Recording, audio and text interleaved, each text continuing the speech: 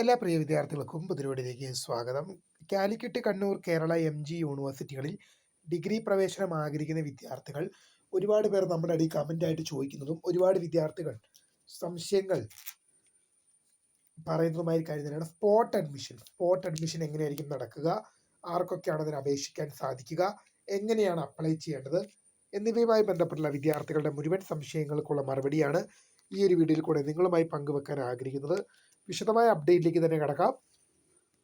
ആദ്യമായിട്ട് ഈ ചാനൽ കാണുന്ന വിദ്യാർത്ഥിനികൾ തീർച്ചയായും മറക്കണ്ട സബ്സ്ക്രൈബ് ചെയ്ത് കൂടെ പറയാൻ പ്രത്യേകം ശ്രദ്ധിക്കുക. സബ്സ്ക്രൈബ് ചെയ്തതിന് നോട്ടിഫിക്കേഷൻ ബെല്ലുകൾ ഓപ്ഷൻ എനേബിൾ ചെയ്യുക.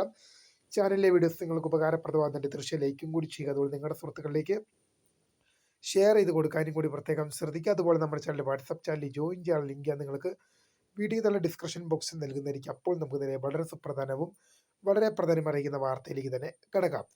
കാലിക്കറ്റ്, കേരള, കണ്ണൂർ MG യൂണിവേഴ്സിറ്റികളിൽ ഒരു ഡിഗ്രി പ്രവേശനം ആഗ്രഹിക്കുന്ന വിദ്യാർത്ഥികൾക്ക് സ്പോട്ട് അഡ്മിഷനുമായി ബന്ധപ്പെട്ടുള്ള നിരവധി സംശയങ്ങളാണ് നമ്മളോട് പല വിദ്യാർത്ഥികളും ചോദിക്കുന്നത്. അപ്പോൾ ആദ്യം നമ്മൾ പ്രധാനമായും അറിയേണ്ടത് എന്താണ് സ്പോട്ട് അഡ്മിഷൻ, എങ്ങനെയാണ് നടക്കുന്നത്, ആർക്കൊക്കെയാണ് ഇതിൽ പങ്കെടുക്കാൻ സാധിക്കുക എന്നുള്ളത്. അപ്പോൾ നമ്മളൊരു ഉദാഹരണം പറയുമ്പോൾ, സ്പോട്ട് അഡ്മിഷനുള്ള അപേക്ഷ യൂണിവേഴ്സിറ്റി വിളിക്കും. ശേഷം നിങ്ങൾ ഓരോ കോളേജുകളിലും പോയിട്ട് നിങ്ങളുടെ അലോട്ട്മെൻറ്റിൻ്റെ ആപ്ലിക്കേഷൻ്റെ പ്രിൻ്റ് നിങ്ങൾ ഓരോ കോളേജുകളിലും പോയിട്ട് കൊടുക്കണം. നിങ്ങൾ ആ ഓരോ കോളേജുകളിലും പോയി കൊടുക്കുന്ന ആപ്ലിക്കേഷൻ്റെ പ്രിൻറ്റിൻ്റെ അടിസ്ഥാനത്തിൽ, അപേക്ഷകൾ വരുന്നതിൻ്റെ അടിസ്ഥാനത്തിൽ യൂണിവേഴ്സിറ്റി എന്ത് ചെയ്യും, ഒരു റാങ്ക് ലിസ്റ്റ് തയ്യാറാക്കും. ഇപ്പോൾ ഉദാഹരണം പറയുവാണെങ്കിൽ, കണ്ണൂർ യൂണിവേഴ്സിറ്റിയുടെ കീഴിലുള്ള തലശ്ശേരി ബർണൻ കോളേജിൽ പൊളിറ്റിക്കൽ സയൻസിലേക്ക് 50 അപേക്ഷകൾ വന്നു കഴിഞ്ഞാൽ ആ 50 വിദ്യാർത്ഥികളെ ഉൾപ്പെടുത്തിയിട്ടുള്ള ഒരു റാങ്ക് ലിസ്റ്റ് തയ്യാറാക്കും. ഇപ്പോഴുള്ള തേർഡ് അലോട്ട്മെൻറ്റിൻ്റെയും ഫോർത്ത് അലോട്ട്മെൻറ്റും ഉള്ള റാങ്ക് ഒന്നുമല്ല, ആ വരുന്ന 50 അപേക്ഷകൾ വന്നെന്ന് വിചാരിച്ചു. ഇപ്പോൾ തലശ്ശേരി ഭരണം കോളേജിൽ പൊളിറ്റിക്സിന് 50 അപേക്ഷകൾ വന്നു കഴിഞ്ഞാൽ ആ 50 അപേക്ഷകളിൽ വെച്ച് എന്ത് ചെയ്യും, ഒരു റാങ്ക് ലിസ്റ്റ് തയ്യാറാക്കും. 50 അപേക്ഷകളിൽ വരുന്ന കുട്ടികൾ ഇത് വെച്ച് റാങ്ക് ലിസ്റ്റ് തയ്യാറാക്കി ആ കുട്ടികളെ ഫോൺ മുഖേന, നിങ്ങളുടെ ഫോൺ നമ്പർ മുഖേനയോ അല്ലെങ്കിൽ ഇമെയിൽ മുഖേനയോ ഒക്കെ ആയിട്ടാണ് നിങ്ങളെ കോളേജുകളിൽ നിന്ന് ബന്ധപ്പെടുന്നതെന്ന് ഓർത്തിക്കുക. ഫോൺ മുഖേന മിക്ക കേസുകളിലും ഫോണിൽ വിളിച്ചിട്ട് നിങ്ങൾക്ക് അഡ്മിഷൻ എടുക്കാൻ താല്പര്യമുണ്ടെങ്കിൽ വന്നെടുത്തോളൂ എന്നാണ് അത് മിക്ക കേസുകളിലും വിളിക്കാറുള്ളത്. അപ്പോൾ എങ്ങനെയാണ് അപേക്ഷിക്കുക എന്ന് നമ്മൾ പറഞ്ഞു കഴിഞ്ഞാൽ, യൂണിവേഴ്സിറ്റി സ്പോട്ട് അഡ്മിഷൻ്റെ നോട്ടിഫിക്കേഷൻ വിളിക്കുമ്പോൾ അതാത് കോളേജുകളിൽ കൊണ്ടുപോയിട്ട് ആപ്ലിക്കേഷൻ്റെ പ്രിൻ്റ് നിക്ഷേപിക്കുക. ശേഷം വരുന്ന അപേക്ഷകളുടെ അടിസ്ഥാനത്തിൽ യൂണിവേഴ്സിറ്റി റാങ്ക് ലിസ്റ്റ് പ്രിപ്പയർ ചെയ്യും. റാങ്ക് ലിസ്റ്റ് പ്രിപ്പയർ ചെയ്തിട്ട് നിങ്ങളെ താല്പര്യമുണ്ടെങ്കിൽ, നിങ്ങൾക്ക് കോളേജിൽ പ്രവേശനം ലഭിക്കാൻ യോഗ്യതയുണ്ടെങ്കിൽ നിങ്ങളെ കോളേജുകാർ ഫോൺ മുഖേനയാണ് ബന്ധപ്പെടുക. ഇപ്പം നിങ്ങളിപ്പോൾ തലശ്ശേരി ഭരണം കോളേജിൽ പൊളിറ്റിക്സിന് കൊടുത്തിട്ടുണ്ടല്ലേ, ആ തലശ്ശേരി ഭരണം കോളേജിൽ പൊളിറ്റിക്സിന് കൊടുത്തു, നിങ്ങൾക്ക് കിട്ടാൻ യോഗ്യതയുണ്ട്, TC CC മറ്റ് കാര്യങ്ങളൊക്കെ വന്നിട്ട് നാളെ വന്ന് പ്രവേശനം നേടിക്കും. എങ്ങനെയാണ് നിങ്ങളെ ഫോൺ മുഖേന അവർ ബന്ധപ്പെടുന്നത്. അപ്പോൾ കണ്ണൂർ യൂണിവേഴ്സിറ്റിയുടെ സ്പോട്ട് അഡ്മിഷനും നമ്മൾ ഉദാഹരണം എടുക്കണം. മറ്റ് യൂണിവേഴ്സിറ്റികളുടെ എല്ലാം അലോട്ട്മെൻറ്റ് ലഭിക്കാത്തവർക്കാണ്, ഇതുവരെ അലോട്ട്മെൻറ്റിൽ ലഭിക്കാത്തവർക്കും അലോട്ട്മെൻറ്റിൽ പാർട്ടിസിപ്പേറ്റ് ചെയ്യാൻ പറ്റാതെ പോയവർക്കൊക്കെയാണ് എന്ത് ചെയ്യുന്നത്, സ്പോട്ട് അഡ്മിഷനിൽ പങ്കെടുക്കാൻ സാധിക്കുക.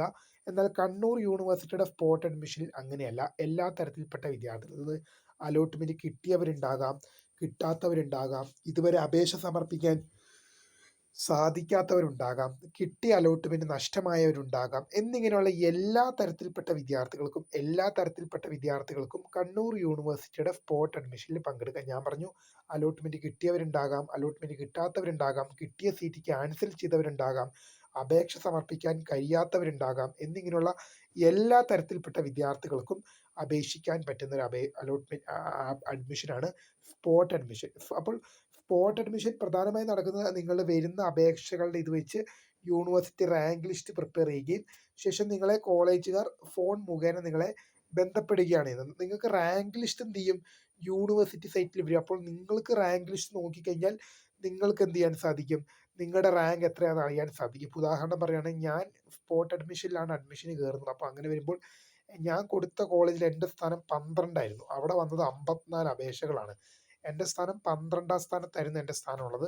അപ്പോൾ നിങ്ങൾക്ക് ഈ യൂണിവേഴ്സിറ്റി വെബ്സൈറ്റിൽ വരുന്ന റാങ്ക് ലിസ്റ്റ് വഴി നിങ്ങൾക്ക് എന്ത് ചെയ്യാം, നിങ്ങളുടെ സ്ഥാനം അറിയാൻ സാധിക്കും. ഇനി ചില കേസുകളിൽ ചിലപ്പോൾ നിങ്ങളുടെ റാങ്ക് ലിസ്റ്റിൽ നിങ്ങൾക്ക് സ്ഥാനം ഉണ്ടായിട്ടും കോളേജുകാർ ചിലപ്പോൾ നിങ്ങളെ വിളിക്കുന്നില്ല എങ്കിൽ ആവശ്യം നമ്മുടെയാണെന്നുള്ളത് പ്രധാനമായും ശ്രദ്ധിക്കണം. നിങ്ങൾക്ക് കോളേജുകാർ വിളിച്ചില്ലെങ്കിൽ അഥവാ അല്ലെങ്കിൽ കോളേജുകാർ വിളിക്കുന്നതിന് മുമ്പായിട്ട് തന്നെ നിങ്ങൾക്ക് കോളേജുകളുമായിട്ട് ബന്ധപ്പെടാം. കോളേജുകളുമായിട്ട് നിങ്ങൾക്ക് അവിടുത്തെ കോളേജ് അധികാരികളുമായിട്ട് ബന്ധപ്പെടുകയും ശേഷം ഇപ്പോൾ ഉദാഹരണം ഞാൻ പറഞ്ഞല്ലോ, ഇപ്പോൾ എൻ്റെ റാങ്ക് എന്ന് പറയുമ്പോൾ 12ാം സ്ഥാനമായിരുന്നു. അപ്പം എന്നെ വിളിക്കുന്നതിന് മുമ്പ് ഞാൻ കോളേജിലേക്ക് വിളിക്കുകയാണ് ചെയ്തത്. കാരണം എന്താണ്, എനിക്ക് 12ാം സ്ഥാനമുണ്ട്, എനിക്ക് അവിടെ അഡ്മിഷൻ സാധ്യത എങ്ങനെയാണെന്ന്. അപ്പോൾ അവരെ അവർ നമ്മളെ വിളിക്കുന്നതിന് കഴിഞ്ഞ് മുമ്പ് നമ്മൾ അങ്ങോട്ട് വിളിക്കുക. കാരണം എന്ന് പറയുന്നത് ആവശ്യം നമ്മുടെയാണ്. അവർക്ക് ഇപ്പം നമുക്ക് പ്രവേശനം കിട്ടിയാലും ഇല്ലെങ്കിലും അവർക്ക് അതുകൊണ്ട് വലിയ കാര്യമില്ല. പക്ഷെ പ്രവേശനം നേടുക എന്നുള്ളത് നമ്മുടെ ആവശ്യമാണെന്നുള്ളത് മനസ്സിലാക്കി നമ്മൾ അങ്ങോട്ട് ബന്ധപ്പെടുന്നതായിരിക്കും ഏറ്റവും ആദ്യം നൽകുക. ഇപ്പം ഞാൻ പറഞ്ഞു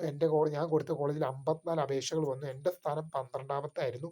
അപ്പോൾ ഞാൻ അവരെ എന്ത് ചെയ്തു, കൂടുതലായിട്ട് ബന്ധപ്പെട്ടുകൊണ്ടിരുന്നു. കാരണം എനിക്ക് 12ാം സ്ഥാനമുണ്ട്, കിട്ടാൻ സാധ്യത ഉണ്ടോ എന്ന് ചോദിച്ച് ഞാൻ ബന്ധപ്പെട്ടുകൊണ്ടിരുന്നു. അപ്പോൾ എനിക്ക് ഉറപ്പുണ്ടായിരുന്നു. കാരണം ഒരു 90% 54 അപേക്ഷകളിൽ എനിക്ക് 12ാം സ്ഥാനം ഉണ്ട്. അപ്പോൾ ഏതാണ്ട് എന്തുണ്ട് 10-12 സീറ്റ് അവിടെ ഉണ്ട്. അപ്പോൾ എനിക്ക് കിട്ടാൻ സാധ്യതയുണ്ടെന്ന് ഉറപ്പുണ്ടായിരുന്നു. അതാണ് ഞാൻ കൂടുതലായിട്ട് അവരെ ബന്ധപ്പെട്ടുകൊണ്ടിരുന്നത്. അപ്പോൾ തീർച്ചയായും നിങ്ങൾ ഇങ്ങനെ ബന്ധപ്പെടുക. അപ്പോൾ ഇങ്ങനെയാണ് സ്പോട്ട് അഡ്മിഷൻ നടക്കുന്നത്. നിങ്ങൾ കോളേജുകളിൽ കൊണ്ടുപോയിട്ട് ആപ്ലിക്കേഷൻ്റെ പ്രിന്റ് നിക്ഷേപിക്കുക. ശേഷം യൂണിവേഴ്സിറ്റി വരുന്ന അപേക്ഷകളുടെ അടിസ്ഥാനത്തിൽ, ഇപ്പോൾ ഞാൻ പറഞ്ഞു തലശ്ശേരി ഭരണം കോളേജിൽ പൊളിറ്റിക്കൽ സയൻസിന് 50 അപേക്ഷകൾ വന്നാൽ ആ വരുന്ന അപേക്ഷകളുടെ അടിസ്ഥാനത്തിൽ യൂണിവേഴ്സിറ്റി റാങ്ക് ലിസ്റ്റ് പ്രിപ്പയർ ചെയ്യുകയും റാങ്ക് ലിസ്റ്റിൻ്റെ അടിസ്ഥാനത്തിൽ പ്രവേശനം നൽകുകയുമാണ് ചെയ്യുന്നത്. റാങ്ക് ലിസ്റ്റിൻ്റെ അടിസ്ഥാനത്തിലാണ് പ്രവേശനം നൽകുക.